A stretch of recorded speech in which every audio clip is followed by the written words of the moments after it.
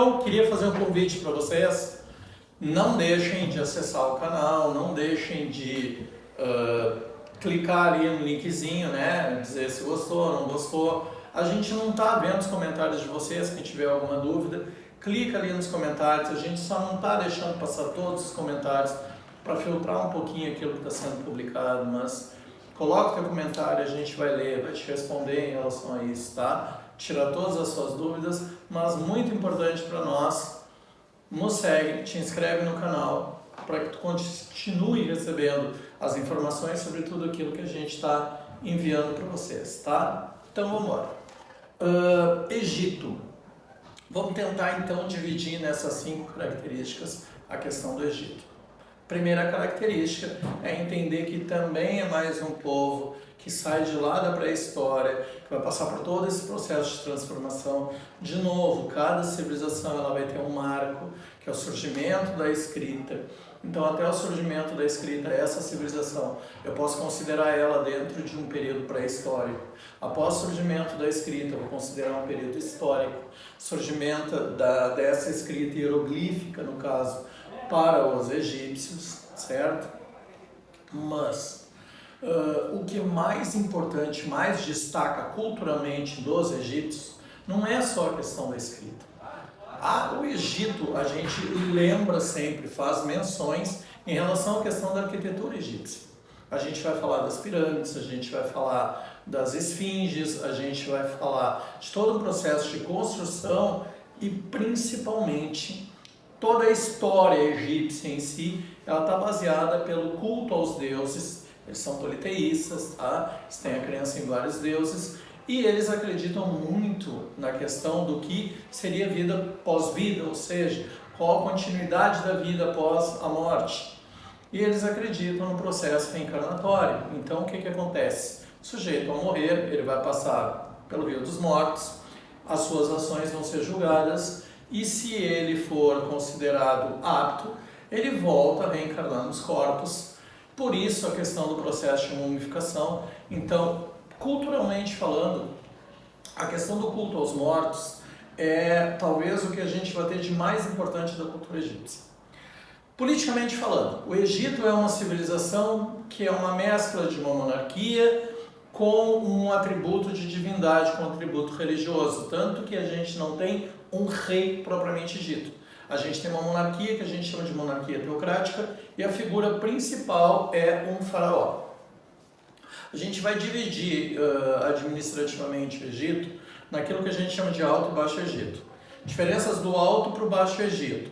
O Alto Egito fica na região inferior geograficamente, se a gente estiver determinando.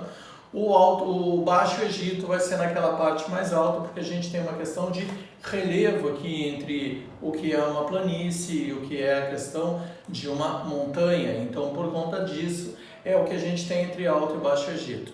Quando a gente tiver a unificação desse Alto e Baixo Egito, a gente então vai ter a sequência desses faraós, tá? Faraós esses que casavam-se dentro da própria família, os casamentos eram extremamente normais, consanguíneos, às vezes o faraó casava com a própria filha, casava com a irmã, casava com a mãe, isso era extremamente natural para preservar essa questão de uma hierarquia, né? Eles vão seguir essa linhagem que vem dos primeiros faraós e eles vão querer quebrar isso. E por conta disso eles vão ter esses relacionamentos entre os famílias. Principal atividade econômica, eu vou ter agricultura, embora eu tenha a cunhagem de moedas, embora eu tenha uma série de outras atividades, mineração e tudo mais, a principal atividade vai ser justamente a agricultura. Os faraós, então, politicamente são extremamente importantes e os egípcios também vão ser povos que, ao mesmo tempo, vão escravizar, como eles vão escravizar os hebreus, e eles também vão ser perseguidos mais adiante, quando a gente tiver a invasão dos romanos, que a gente vai ter a subjugação do Egito ao Império Romano, mas isso aqui já é mais para o final do período egípcio, certo? Então a gente tem, culturalmente falando, principal foco, a vida após a morte, tá? Culto aos mortos. Economicamente falando, uma agricultura, politicamente falando, a presença desse monarca. E em uma estrutura social, o que a gente tem de muito importante aqui? Nossa estrutura social, ela também é uma organização em castas, em divisões ali que a gente vai ter. Na base vai ter a questão dos escravos, como eu falei, são povos que vão escravizar outros povos. Também, da mesma forma que eu falei lá naquele vídeo, quando eu falei da Mesopotâmia, são 3 as formas de escravidão. É por dívidas, é por nascimento e por guerras. Então, é uma sociedade que aceita o princípio da escravidão. Acima, a gente vai ter aquelas figuras mais ricas da sociedade. Intermediário entre os escravos e os mais ricos da sociedade, eu vou ter os homens livres de modo geral e pequenos comerciantes e aqueles caras ligados à terra, mas em pequena quantidade também. E acima eu vou ter os personagens ligados ao Estado, que aí eu vou ter os escribas, os determinados funcionários, e acima disso vai ser a família do faraó, certo? Então, falando então sobre tudo isso, o que de mais importante para relembrar é uma sociedade politeísta, tá? A crença em vários deuses. Os principais que a gente vai ter aqui, a gente vai ter Ra, a gente vai ter Amon, a gente vai ter Ísis, a gente vai ter Osíris, a gente vai ter Sete, a gente vai ter uma série de outros deuses aqui para identificar exatamente essa questão politeísta, tá? Então o Egito é isso, é essa civilização, essa mescla, algo muito próximo ao que os mesopotâmios são, só que os mesopotâmios se baseiam muito por ter sido a primeira sociedade que vai alavancar esse processo da antiguidade com o surgimento da escrita. Os egípcios, embora também estejam arraigados à questão da escrita, o que mais vai chamar a atenção é a vida deles. Então, eles praticamente agem durante toda a vida em virtude do que eles vão fazer após a morte.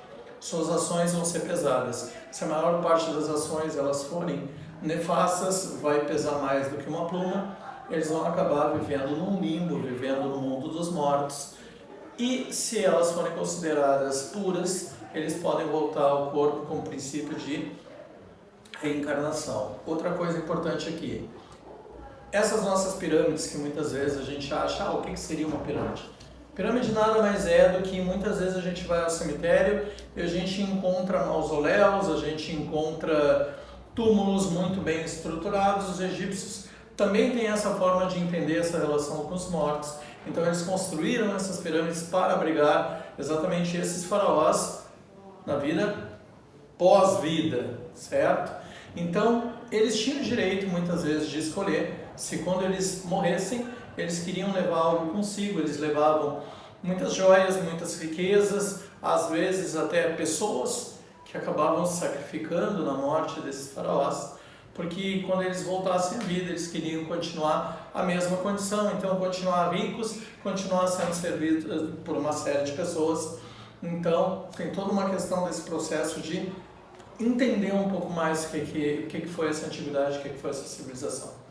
Obrigado, a gente encerra aqui, continua nos próximos vídeos. Tudo de bom para vocês.